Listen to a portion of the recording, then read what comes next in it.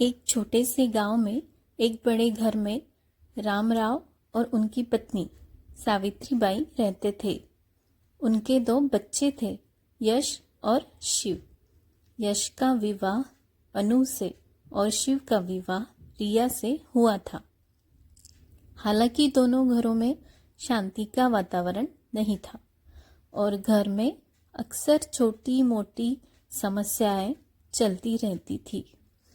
एक दिन विलासराव ने अपनी बहू रिया से कहा, बेटा, सावित्रीबाई सोने जा रही है तो तुम किचन का काम करो। रिया ने थोड़ा झुंझलाकर जवाब दिया, मैं हर दिन घर के सारे काम करती हूँ, क्या मेरा पति और मेरी सास नहीं कर सकते? यह सुनकर रामराव ने ध्यान से उसकी बात सुनी और कहा, तुम्हारी बात सही है, लेकिन घर में अगर सब लोग अपना अपना काम ठीक से करें तो किसी भी समस्या का हल निकल सकता है। निकलने से पहले यश ने अपनी माँ से कहा, मुझे समझ में आ गया है कि घर की जिम्मेदारियां सभी को साझा करनी चाहिए। इस पर रामराव ने कहा, ठीक है बेटा, अब समय आ गया है कि तुम दोनों भाई अपनी जिम्मेदारी समझो और घर के कामों में हाथ बटाओ। कुछ दिनों बाद अनु और यश के बीच भी तनाव बढ़ने लगा। अनु ने एक दिन कहा, मैं अब यहाँ नहीं रह सकती, मुझे अपनी माँ के पास जाना है। यश, जो पहले इस मुद्दे को हल करने के लिए शांत था, अब गुस्से में आकर बोला, तुम हमेशा यही कहती हो, लेकिन मैं तुम्हारे बिना नहीं रह सकता। यह सब देखकर रामराव ने समझाया, यश, हमें घर के अंदर शांति बनाए रखनी चाहिए, वरना यह सब हमारे परिवार को और नुकसान पहुंचाएगा। लेकिन दोनों बच्चों के बीच विवाद बढ़ता ही जा रहा था। इसी दौरान अनु के पिता ने यश और उनके परिवार के खिलाफ एक पुलिस शिकायत दर्ज कर दी।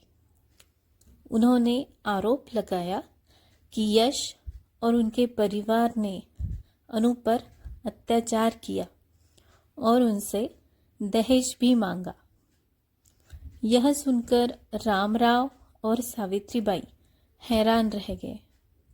उन्होंने पुलिस अधिकारी से कहा, हमने तो कभी दहेज का नाम तक नहीं लिया।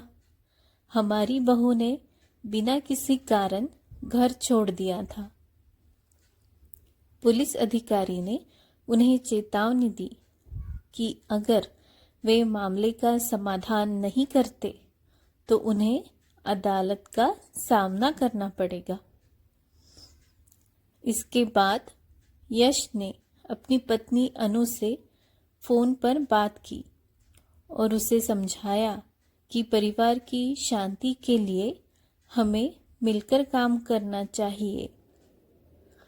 कुछ समय बाद अनु अपने माता पिता के साथ रामराव के घर आई और अपने सास ससुर से माफ़ी मांगते हुए कहा, मैंने गलत किया, मुझे आपको छोड़कर नहीं जाना चाहिए था।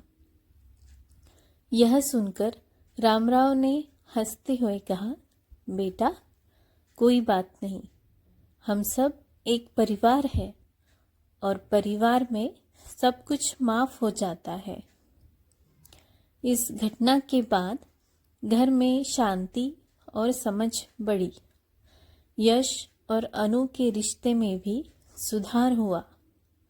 वे एक दूसरे को समझने लगे और परिवार के लिए एक नई शुरुआत की। रामराव और सावित्रीबाई को भी यह समझ में आ गया कि अगर सभी सदस्य एक दूसरे का समर्थन करें और आपसी समझ बढ़ाएं तो कोई भी समस्या हल हो सकती है। रामराव और सावित्रीबाई के घर में अब शांति का माहौल था। यश और अनु, साथ ही शिव और रिया, सब ने मिलकर घर के कामों को बांट लिया था और आपस में अधिक समझदारी से पेश आने लगे थे। हालांकि फिर भी कुछ बातें ऐसी थी जिन्हें लेकर वे सब एक दूसरे से अनजान थे। यह सब अचानक तब बदल गया जब एक दिन गांव में एक बड़ा आयोजन हुआ और सभी परिवारों को एक साथ बुलाया गया। गांव के प्रधान ने सभी को एक मीटिंग के लिए बुलाया था, जिसमें वह गांव के विकास के बारे में चर्चा करना चाहते थे। यह बैठक पूरे गांव के लिए एक बहुत महत्वपूर्ण अवसर था।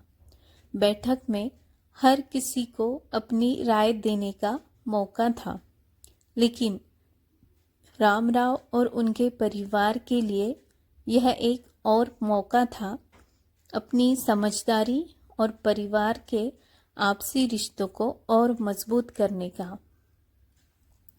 बैठक में यश और अनु के बीच एक और चर्चा हुई। अनु ने कहा, यश, हमें एक नई शुरुआत करनी चाहिए। हम दोनों के बीच जो भी गलतफहमियां थी वो अब समाप्त हो चुकी हैं और अब हमें आगे बढ़कर एक दूसरे का समर्थन करना चाहिए।